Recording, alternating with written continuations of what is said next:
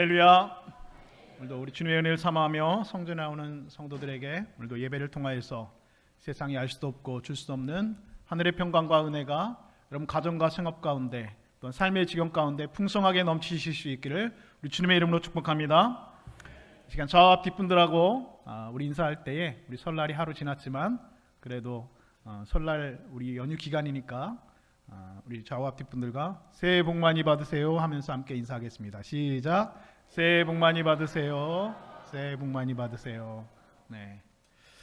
우리 예수 믿는 사람들은 새해 복을 많이 받는 것도 중요하지만 그 받은 복을 누리는 것도 중요하고 또 그 받은 복을 가지고 나누는 것도 참 중요한 것 같습니다.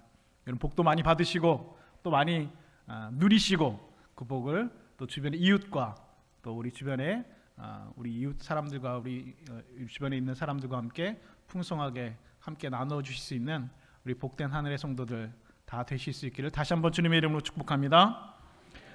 연어라고 하는 물고기가 있습니다. 참 맛있는 생선이죠. 저도 굉장히 좋아하는 생선인데요. 이 연어라고 하는 그 물고기가 굉장히 특별한 본능을 가지고 있다고 합니다. 그 본능을 우리는 회귀 본능 또한 귀소 본능이라고 하는데요. 연어가 알에서 태어나는 곳은 사실은 바다가 아니라 주로 강상류의 얕은 물가에서 알에서 연어가 태어난다고 합니다. 얕은 강물가에 살다가 초여름이 시작되는 5월이 되면 자기가 태어난 고향 강물을 떠나서 이제 바다를 향한 대여정이 시작되어집니다. 예를 들어서 우리나라 그 양양의 남대천에서 태어난 연어는 북태평양 베링해까지 가서 그리고 알래스카만을 오가면서 전 세계의 바다를 오가면서 살다가 그 깊은 바다에서 3년을 살게 된다고 합니다. 그리고 3년 동안 다 자란 연어는 알을 낳기 위해서 이제 자신이 태어났던 그 색강, 그 얕은 물가로 돌아오게 되는데 과학자들이 어떻게 그 연어가 자신이 태어난 그 강물을 정확하게 찾아올 수 있을까 연구를 했는데 어떻게 찾아오는지 여러분 아세요? 네. 저만 알고 있으니까 굉장히 기분이 좋습니다. 그 연어가 3년 동안 그 전 세계 바다를 돌아다니다가 자신이 태어난 그 얕은 물가 그 색강으로 돌아오는 방법은 그 강물의 냄새를 맡고 찾아온다고 합니다. 정확하게 3년이 되면 자기가 태어난 그 강물의 냄새를 기억하고 귀향길에 오르게 된다는 것이죠. 그리고 그곳에 와서 알을 낳게 된다고 합니다. 자신이 태어난 그 강물의 냄새를 찾아서 연어가 귀향길에 오르게 되는데 그 귀향하는 그 길의 여정이 2만 킬로가 넘는다고 합니다. 그야말로 대장정이라고 할 수가 있겠죠. 그런데 이렇게 연어가 고향으로 들어가는 그 귀향의 여정은 정말로 만만치가 않습니다. 죽음을 무릅쓴 험난한 여정입니다. 우선 연어가 지나가는 그 골목을 제일 잘 알고 있는 사람들이 있습니다. 누굴까요? 어부들입니다. 그 어부들이 연어가 지나가는 그 길목을 정확하게 잘 알고 있다고 합니다. 그러니까 먼저는 그 어부들을 피해서 가야 하는 어려움이 그런 위험이 있다는 것이죠. 두 번째는 얕은 바다에서는 바다 사자들을 또 조심해야 한다고 합니다. 그 길목을 지키고 연어를 잡아먹는다는 것이죠. 그리고 이제 강에 접어들게 되면 겨울잠을 자기 위해서 영양분을 충분히 쌓아둬야 되는 곰이 또 연어를 기다리고 있습니다. 뭐 다큐멘터리 같은 거 보시면 이 강물에서 연어가 영리에서 올라오는 연어를 잡아서 먹는 그런 곰을 보신 적이 있으시죠? 이 곰이 겨울잠 자기 위해서 그 연어를 먹고 영양분을 쌓아둔다는 것이죠. 이 곰이 기다리고 있습니다. 마지막 네 번째로는 갈매기들 그리고 독수리도 호시탐탐 연어를 노리고 있습니다. 이런 위험들을 다 지나서 강상류의 협곡이나 계곡에 이제 접어들게 되면 센 물살을 거슬러 올라가야 되기 때문에 온몸이 다 상처투성이가 되고 그리고 머리에 바위 사이에 껴서 박혀서 죽기도 한다고 합니다. 그런데 그럼에도 불구하고 연어는 결코 자신의 귀향의 여정을 멈추지 않습니다. 어떤 장애물이 있어도 연어는 포기하지 않습니다. 거친 물살을 거슬러 올라가 전진하고 또 전진할 뿐입니다. 그렇게 몇 날 며칠 동안 먹지도 않고 자지도 않으면서 그 협곡을 거슬러 올라가서 그리고 마침내 자신이 태어난 그 강물에 정확히 도착을 합니다. 그리고 그곳에서 알을 낳고 일생을 마감한다는 것이죠. 이것이 영어의 회귀 본능, 귀소 본능이라는 것입니다. 이 회귀 본능을 영어로는 홈 인스팅크라고 하더라고요. 다시 말해서 고향으로 가는 본능이라는 것입니다. 고향으로 가는 본능. 그럼 고향에 가는 것이 그 본능에 가깝다는 것입니다. 수구초심이란 말이 있죠. 여우가 죽을 때 자기가 살던 굴 쪽을 향해서 머리를 두고 죽는다라는 사자성어입니다. 그러고 보면 그 생명을 가지고 있는 모든 것들은 고향으로 돌아가고자 하는 그런 본능이 숨겨져 있는 것은 아닌가라는 생각을 하게 됩니다. 사람은 어떨까요? 두말할 필요도 없죠. 사람만큼 고향을 그리워하고 소중히 여기는 존재가 없습니다. 오늘 이 설날을 맞이해서 우리 예배를 드리고 있는데 제가 이렇게 보니까 우리 교인들 중에서 고향에 가신 분들도 계시고 또 고향에 오신 분들도, 부모님이 계시는 고향에 오셔서 함께 온 가족의 예배 드리는 분들이 계신 것 같습니다. 우리나라 사람들도 1년에 2번씩 설날과 추석이 되면 고향을 반드시 찾아갑니다. 사람도 고향을 찾는 그런 본능은 누구나 다 가지고 있다는 것입니다.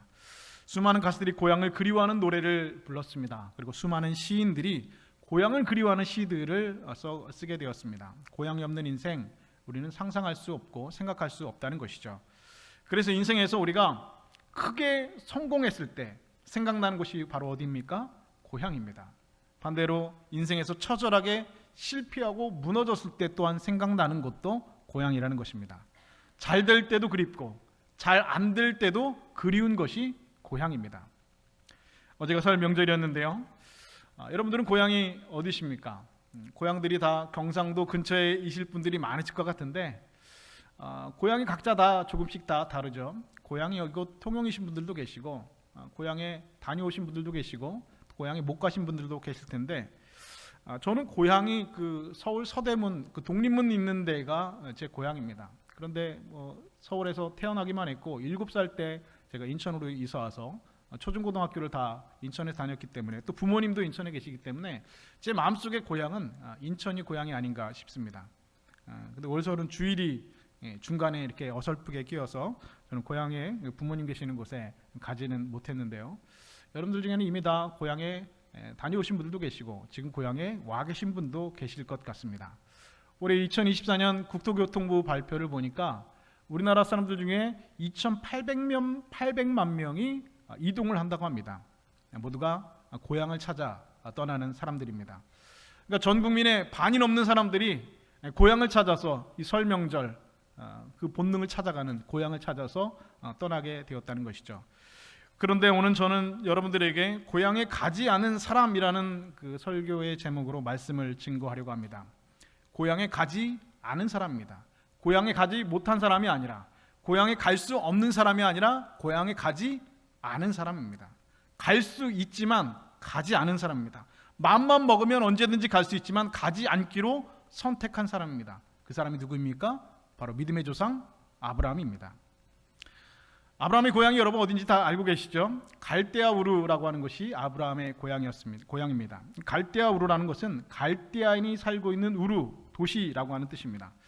이 갈대아 우르는 지명으로 티그리스 강과 유브라테스 강의 하류에 있는 바벨론과 페르시아만 그 하류에 있는 지금의 이라크와 이란 남서부 지역이 바로 갈대아 우르가 되어지는 곳입니다.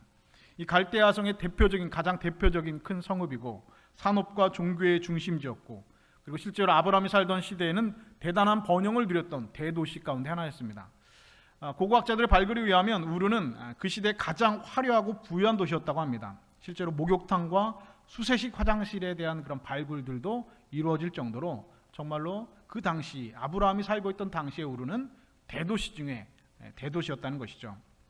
그 시대 우르만큼 살기 좋은 곳은 없었습니다. 아브라함은 그곳 문명의 도시 우르에서 풍성한 문명의 혜택을 누리면서 고향에서 풍족한 삶을 누리면서 살고 있었습니다.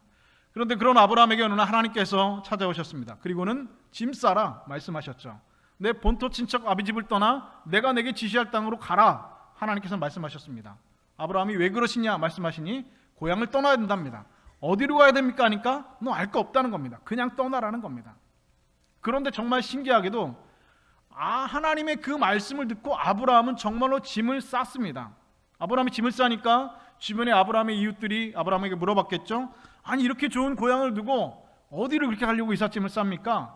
물어보았습니다. 그러자 아브라함이 대답합니다. 그건 잘 모릅니다. 하나님께서 가라고 하시니까, 제가 짐을 싸러 가시니까 제가 그냥 떠나는 겁니다. 사람들이 뭐라고 했을까요? 미쳤다고 했을 겁니다. 아니, 이 사람 미친 사람이구나. 당시에는 여러분, 이 우르라고 하는 그 문명권을 벗어나면 목숨을 보장받을 수 없는 시절입니다. 그 문명권, 그 바운더리를, 그 지경을 넘어서면 목숨이 언제 달아나도 이상하지 않은 그런 야생의 시절이 바로 아브라함이 살던 시절입니다. 그런데 그럼에도 불구하고 아브라함은 하나님께서 너는 본토 친척 아버지 집을 떠나 내가 내게 지시할 땅으로 가라, 그 말씀을 따라서 아브라함은 짐을 싸서 떠났습니다. 집을 팔았는지 땅을 팔았는지에 대한 성경의 기록은 존재하지 않습니다. 그냥 고향을 떠났다고만 성경은 정확하게 기록하고 있습니다. 하나님의 인도함을 받아서 길을 가고 있다가 하란이라고 하는 곳에 머물렀는데, 그곳에서 그의 아버지 데라가 죽게 되었습니다. 장례를 치르고 나니까 하나님께서 또 말씀하셨습니다. 계속 가야 한다. 여기가 아니다. 더 가야 한다. 하나님께서는 말씀하셨습니다. 사실 아브라함은 이 하란이라고 하는 곳에서 계속해서 머물러 살기를 원했습니다. 왜냐하면 그곳은 아브라함이 그 갈대아우르의 문명권의 마지막 지경이 되는 마지막 선이기 때문입니다. 이 선을 넘어가면 정말 죽을 수도 있는 곳입니다. 그곳에서 아버지 데라를 장례하고 그곳에서 그냥 눌러앉아 살려고 마음먹었던 아브라함에게 하나님께서는 더 가라고 말씀하십니다. 이곳이 내가 너에게 약속한 그 땅이 아니라는 겁니다. 더 가라는 겁니다.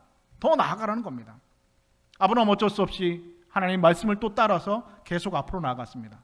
그리고 마침내 도착한 곳은 하나님께서 약속하신 땅, 바로 젖과 꿀이 흐르는 땅, 바로 가나안 땅이었습니다. 그 가나안 땅은 여러분, 아브라함의 고향인 우르에서 멀리 떨어져 있는 곳이지만 돌아갈 수 없을 만큼, 돌아가는 게 불가능한 만큼의 거리는 분명히 아니었습니다.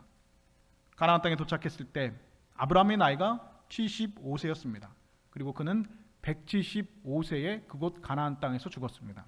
그러니까 정확하게 타향살이가 몇 년입니까? 정확하게 100년입니다.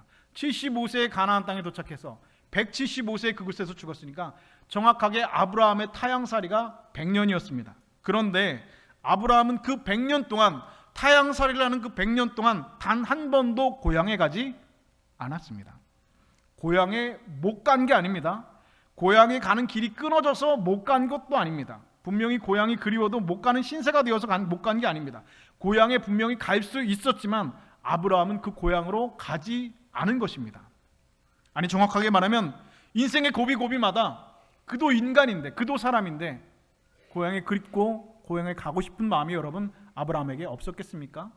힘든 일이 있을 때마다, 어려운 일이 있을 때마다, 기쁜 일이 있을 때마다, 슬픈 일이 있을 때마다, 잘 될 때도 그립고 안 될 때도 그리운 것이 인간에게 고향이라는 곳인데 아브라함에게 고향에 돌아가고 싶은 생각이 여러분 왜 없었겠습니까? 그럼에도 아브라함은 고향에 돌아가지 않았습니다. 아니, 단 한 번도 고향으로 돌아가지 않았습니다. 먼저 첫 번째로 아브라함은 가나안 땅에서 굶어 죽게 되었을 때에도 절대로 고향으로 돌아가지 않았습니다. 창세기 12장을 보면 가나안 땅에서 도착한 지 얼마 되지 않았는데 그곳 가나안 땅에 지독한 흉년이 들었습니다. 여러분, 약속의 땅에도 흉년은 들기 마련입니다. 하나님께서 인도하신 그곳 가나안 땅, 젖과 꿀이 흐르는 땅이라고 하나님께서 말씀해 주셨는데 그 젖과 꿀이 흐르는 땅에 흉년이 들었다는 것이죠. 아브라함은 힘들었습니다. 아니, 하나님께서 가라고 하셔서 내가 그 말씀을 따라서 갔는데 이런 흉년을 만나게 되다니 믿음이 흔들릴 수 있다는 것이죠. 이렇게 지독한 흉년, 기근이 다가왔을 때 여러분 무슨 일을 여러분 생각했습니까? 어디론가 내가 잠깐 좀 피해야 되겠다. 이럴 때 여러분 같으면 여러분 무슨 생각 들겠습니까? 고향 갈대아우르로 사는 동안 아브라함은 단 한 번도 기근을 경험하지 않았습니다. 그런데 막상 하나님께로 가신 땅에 왔으니까 기근이 다가와서 굶어 죽게 되었다는 것이죠. 그러면 당연히 누구나 한 번쯤 고향으로 돌아갈까? 라는 생각 해볼 수 있지 않겠습니까? 그곳에 가면 내적 친구들도 있고 주변에 만나서 정을 나누던 이웃들도 있고 내 주변에 지인들도 있으니 그들에게 가서 도움을 구하면 내가 살 수 있지 않을까? 라는 생각, 여러분 사람이면 누구나 다 해볼 수 있는 생각입니다. 이 땅에 기근이 들었으니까 내가 고향 가서 좀 피해 있다가 그냥 하나님 그게 아니라 내가 잠깐 갔다가 기근만 피하고 다시 돌아오면 되겠지 않을까라는 생각, 여러분 누구나 다 할 수 있는 생각입니다. 완전히 돌아가는 게 아니라 기근 그냥 지나갈 때까지 고향 가서 지났다 오는 것 생각해 볼 수 있습니다. 그런데 아브라함은 고향으로 가는 대신 오히려 정반대편인 애굽으로 내려갔습니다. 생전에 애굽은 한 번도 가본 적이 없는 것입니다. 거기 내려가서 아내 사라를 뺏길 뻔한 그런 봉변과 험한 꼴을 당하기도 했습니다. 안전한 고향, 익숙한 고향이 있었지만 아브라함은 낯선 애굽, 위험한 애굽으로 내려갔습니다. 이렇게 굶어 죽게 되었을 때도 아브라함은 고향으로 단 한 번도 돌아가지 않았습니다. 대체 아브라함은 왜 고향으로 돌아가지 않았을까? 두 번째, 아브라함은 아들을 낳았을 때도 고향으로 내려가지 않았습니다. 창세기 21장을 보면 아브라함이 아들 이삭을 낳은 내용이 성경에 기록되어져 있습니다. 그때 아브라함의 나이가 100살이었습니다. 그리고 아내 사라의 나이가 90살이었습니다. 아브라함이 가나안에 도착한 지 75세였고 그곳에서 하나님의 약속을 받고 내가 너에게 하늘의 별과 같이 땅의 모래와 같이 내가 너에게 후손을 풍성하게 해줄 것이다 하나님 말씀해 주셨는데 25년 동안 하나님께서는 그 약속을 지키지 않으셨습니다. 그럼에도 불구하고 아브라함은 하나님에 대한 믿음을 저버리지 않았습니다. 여전히 하나님을 향한 믿음을 굳게 붙들고 있었습니다. 그 25년 동안 아브라함은 여러분 무슨 생각을 했겠습니까?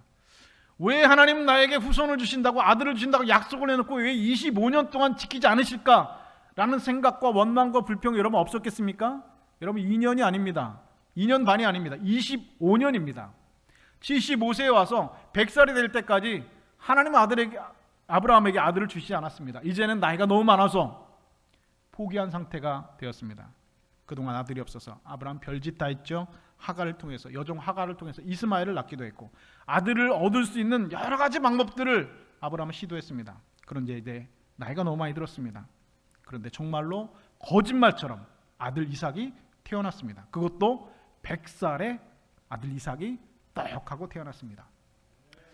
제가 예전에 사역하던 교회 목사님께서 딸이 하나 있었는데 이 딸이 결혼을 했는데 결혼을 좀 늦게 했습니다. 그 딸이 하나 외동 딸인데 결혼을 좀 늦게 했습니다. 그 신학을 공부하고 미국의 프린스턴에서 그 박사 공부를 하느라고 그 결혼이 좀 늦어지기도 했고 뭐 결혼 여러 가지로 좀 상황이 여의치 않아서 좀 결혼이 늦어지게 됐습니다. 제 대학원 후배니까 제가 잘 알고 있죠. 근데 결혼을 했는데 은혜 중에 또 이렇게 결혼을 늦게 했지만 하긴 했는데 결혼했는데 아기를 못 낳는 거예요. 그러니까 요즘에 불임되는 분들이 참 많으시죠. 얼마나 안타깝습니까? 딸 하나밖에 없는데 그 딸이 자녀를 생산하지 못하는 겁니다. 그 목사님 친구분들은 다 손주들이 다 이제는 커가지고 뭐 초등학교 다니고 중학교 다닐 나이가 다 됐는데 나만 손주가 없단 말입니다. 딸이 시집 갔는데 그 외동딸이 자녀를 못 낳는다는 겁니다. 목사님 한 번은 설교하실 때 그런 이야기를 하신 적이 있습니다. 정말로 내가 만약에 손주 하나 나면 나는 그 손주 안고 설교할 겁니다 라고 얘기하신 적이 있습니다. 저는 근데 그 말을 하실 때 그 말이 농담처럼 여기지가 않았습니다. 손주를 얼마나 보고 싶으면 그 손주 나면 내가 안고서 설교를 하시겠다는 겁니다. 근데 손주를 낳았을까요? 못 낳았을까요? 낳았습니다. 근데 안타깝게도 손주를 낳는데 이제 목회 은퇴를 하셔가지고 그 이후로 그 손주를 안고 설교를 하셨는지 못 하셨는지는 제가 잘 모르겠습니다. 여러분 70에 손주를 낳아도 여러분 그 정도입니다. 그런데 아브라함이 100살에 손주도 아니고 아들 이삭을 낳습니다. 아브라함의 인생에 이거보다 더 큰 기쁨이 있을까요? 없을 겁니다. 아브라함의 인생에서 이보다 더 큰 성공이 있겠습니까? 없을 겁니다. 아브라함의 인생에 이 아들 이삭보다 더 큰 자랑이 있겠습니까? 없을 겁니다. 그런데 아브라함은 그 자랑, 그 인생의 큰 성공 같은 이삭을 얼마나 귀히 여겼겠습니까? 사람이 성공하면 생각나는 것이 어디라고요? 고향입니다. 그래서 여러분 금의환양이라는 말도 있죠. 성공한 사람이 고향에 금색 옷을 입고 돌아간다라는 말입니다. 고향에 가서 성공을 인정받고 싶어하는 것이 인지상정입니다.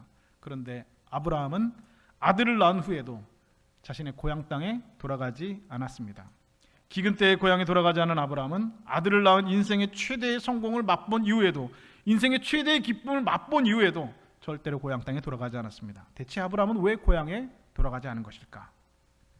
세 번째, 아브라함 며느리를 선택할 때도 고향으로 절대로 돌아가지 않았습니다. 창세기 24장에 보면 아브라함이 아들 이삭의 배우자를 선택하는 이야기가 또 기록되어져 있습니다. 그 아들 이삭이 커서 이제는 결혼을 시킬 나이가 되었다는 것이죠. 이제는 그 배우자를 선택할 시간이 되었습니다.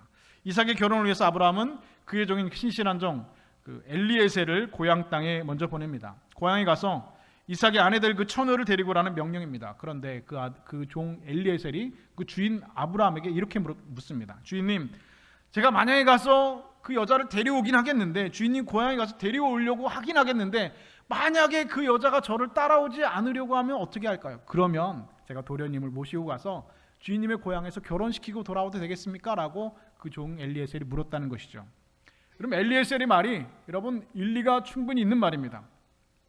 그럼 생각해 보세요. 세상에 어떤 여자가 종의 그 말만 듣고 그럼 시집을 오려고 하겠습니까? 아브라함의 시절에는 반드시 신랑이 신부 집에 가서 혼인을 하고 아내를 데려오는 것이 일반적인 상식입니다. 하지만 엘리에셀의 질문에 아브라함은 단호하게 대답하였습니다. 창세기 24장 6절에 아브라함은 그 종 엘리에셀에게 그 물음에 이렇게 대답하고 있습니다. 아브라함이 그에게 이르되 내 아들을 그리로 데리고 돌아가지 아니하도록 하라. 무슨 말입니까? 주인님, 제가 그 여자 안 따라오려고 하면 주인님은 안 가실 거 아니까 그럼 아들 이삭을 데리고 와서 거기서 결혼시키고 데리고 오면 안 될까요? 절대로 안 된다는 겁니다. 절대로 그렇게 할 수 없다는 겁니다. 내 아들을 그렇게 데려가지 말라는 겁니다. 어떤 경우에 내 아들을 고향 땅으로 데려가서는 안 된다는 것입니다.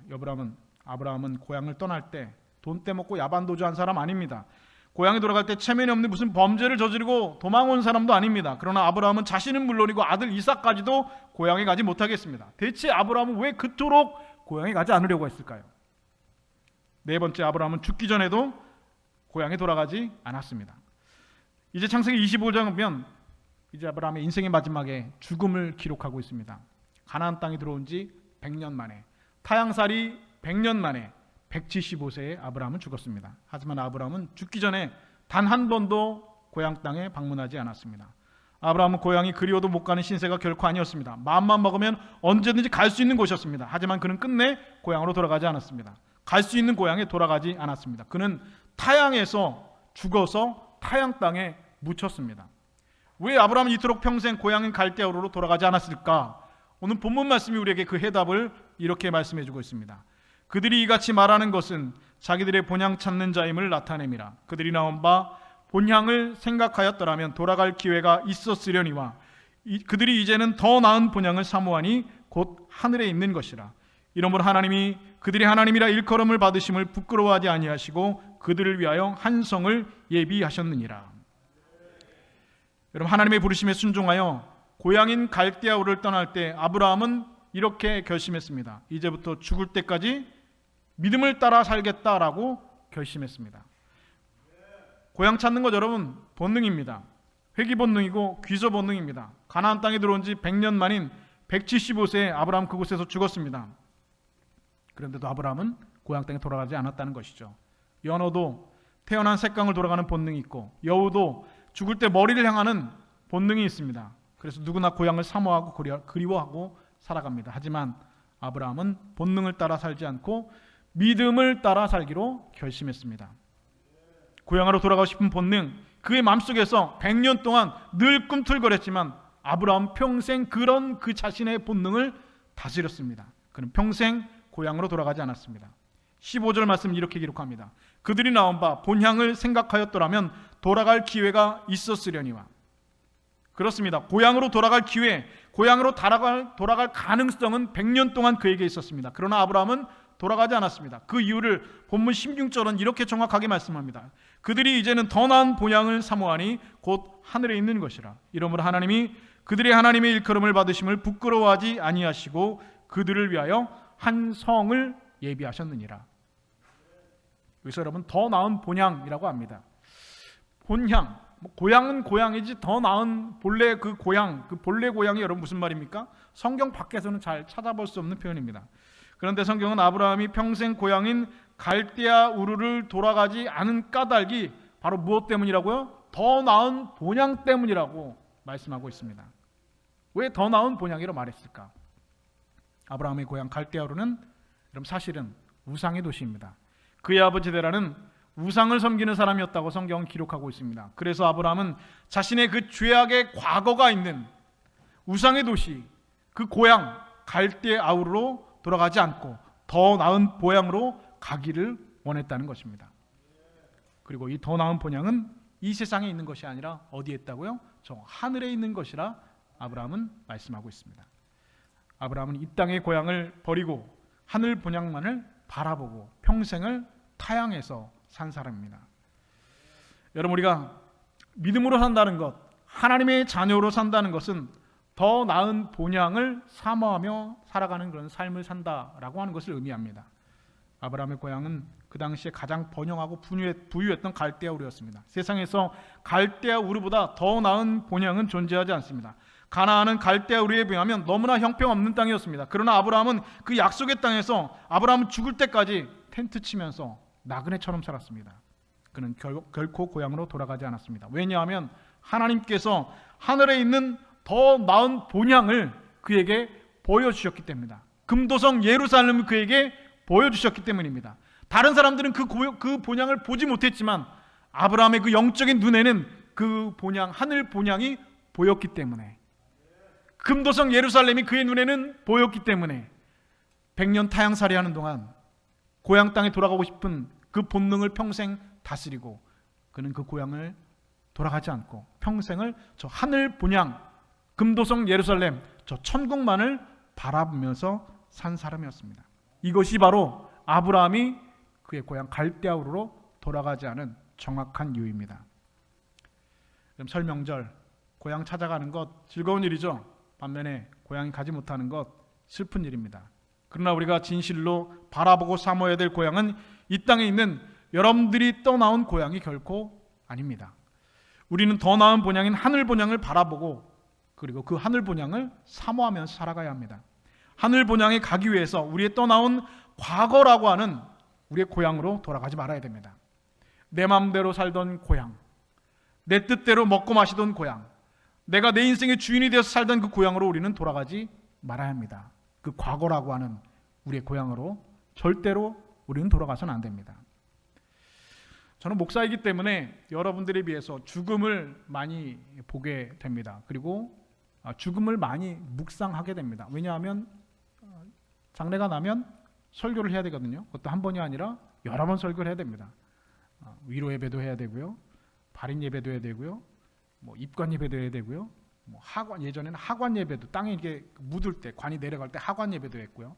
요즘에는 하관 이렇게 매장을 하지 않고 주로 이제 화장을 하기 때문에 화장 예배라는 것도 여러분 있습니다. 설교 한 분이 돌아가시면 설교를 최소한 4번 5번 설교합니다. 그러다 보면 죽음에 대해서 많이 간접적으로 경험하기도 하지만 죽음을 많이 묵상하기도 합니다. 예전에 인천에서 사역할 때 장례가 나면 늘 그 마지막에 화장터에 마지막 시신이 들어가고 있는 화구라는 곳이 있습니다. 화구. 여러분 가보신 적 있으시죠? 아직 못 가보신 분들은 나중에 한번 가보십시오. 이 마지막 시신이 들어가는 곳, 그 시신이 불태워주는 곳을 화구라고 합니다. 화구. 제가 자주 가던 그 장례식장, 인천의 그 승화원이라고 하는 장례식장에 화구 앞에는 그 가족들이 기다리는 그 대기소에 한 편의 시가 걸려 있었습니다. 그 시는 바로 천상병 시인의 귀천이라고 하는 시입니다. 잠시 한번 읽어드리도록 하겠습니다. 나 하늘로 돌아가리라. 새벽빛 와닿으면 쓰러지는 이슬 더불어 손에 손을 잡고 나 하늘로 돌아가리라. 노을빛 함께 단둘이서 기슭에서 놀다가 구름 손짓하면은 나 하늘로 돌아가리라. 아름다운 이 세상 소풍 끝내는 날 가서 아름다웠다고 말하리라. 천상병 시인의 대표 시인 바로 귀천이라고 하는 시입니다. 이 시가 화구로 들어간 입구에 쓰여져 있고 그 시를 바라보는 유족들의 마음, 인생이 무엇인지 다시 한번 생각하게 하는 그런 시가 아닌가 싶습니다. 예전에 제가 어렸을 때 골목에서 아이들하고 구슬치기 하고 땅 따먹기 하면서 겨울방학 온 겨울방학 내내 놀았던 기억이 있습니다. 물론 여러분들이 잘 아시는 대로 저는 구슬치기도 기가 막히게 잘했고 땅 따먹기도 아주 기가 막히게 잘했습니다. 제가 거짓말한다고 생각하시면 저희 친정어머니께 전화해 보시면 정확한 사실을 알 수 있을 겁니다. 저희 골목에 있는 구슬은 다 저희 집 연탄 광에 있었고요. 저희 집 골목의 땅은 다 제 땅이었습니다. 얼마나 땅 따먹기를 잘했는지요. 믿지 않으시는 것 같은데 사실입니다. 그런데 이렇게 정신 팔려가지고 열심히 땅 따먹기 하고 구슬치기 하다 보면은 밤이 이제 저녁이 되고 서산으로 해가 넘어가는지도 모르고 정신 팔려서 땅 따먹기 하다가 날이 어둑어둑해지면 소리들이 들려오기 시작합니다. 그 소리는 바로 엄마들이 애들을 부르는 소리입니다. 왜 부릅니까? 밥 먹으라고 부릅니다. 여러분 다 불러보신 경험이 있으시군요. 아무개야 밥 먹어라. 아무개야 밥 먹어라. 조금 있다가 어김없이 저희 어머니도 저를 부르십니다. 규호야 밥 먹어라. 밥 먹어라. 그럼 여러분 엄마가 밥 먹으라고 부르면 어떻게 되죠? 네 가야 됩니다. 뭐 잠깐만요, 뭐 이번 판만 끝나고요, 그렇다가는 여러분 등짝 맞죠? 뭐 잠깐만요, 조금 이따가 갈게요, 이런 거 없습니다. 야 밥 먹으라 그러면 네 하고 그냥 바지 털고 손 털고 달려가야 됩니다. 그런 거 안 통합니다. 내가 아무리 그 골목의 땅 다 먹어놨어도, 아무리 주머니에 구슬 많이 있어도 엄마가 부르면 놓고 가야 됩니다. 여러분 우리 인생은 소풍입니다. 때가 돼서 하나님께서 야 이제 그만 가자 하면 그럼 가야 됩니다. 잠깐만요, 이것만 마치고 갈게요, 그런 건 없습니다. 다 놓고 가야 됩니다. 소풍은 여러분 잠깐입니다. 소풍이 아무리 즐겁고 여러분 재밌더라도 갈 때가 되면 가야 됩니다. 해가 지고 때가 되면 서산으로 해가지고 어둠 내려앉으면 그럼 누구나 다 소풍을 마치고 가야 되는 것이 우리 인생입니다. 사랑하는 여러분, 성경은 그래서 우리에게 분명히 말씀합니다. 나그네처럼 살아라. 나그네처럼 살아라. 여러분 인생 나그네처럼 사시는 여러분 되실 수 있기를 주님의 이름으로 축복합니다. 오늘 본문이 되는 히브리서 11장에 기록된 믿음의 사람들, 그 사람들의 공통점은 무엇입니까? 그 믿음의 사람들은 이 땅에 살면서 영원히 살 것처럼 살지 않았던 사람들입니다. 그 믿음의 사람들의 공통점은 나그네처럼 살았던 사람들입니다. 그리고 그 사람들을 성경은 분명히 기록합니다. 세상이 감당하지 못하는 사람들이라 성경은 기록하고 있습니다. 그들이 그런 믿음의 사람들이 될 수 있었던 이유, 나그네처럼 살 수 있었던 이유는 단 한 가지입니다. 이유가 무엇입니까? 그들에게는 돌아갈 본향이 있었기 때문입니다. 할렐루야.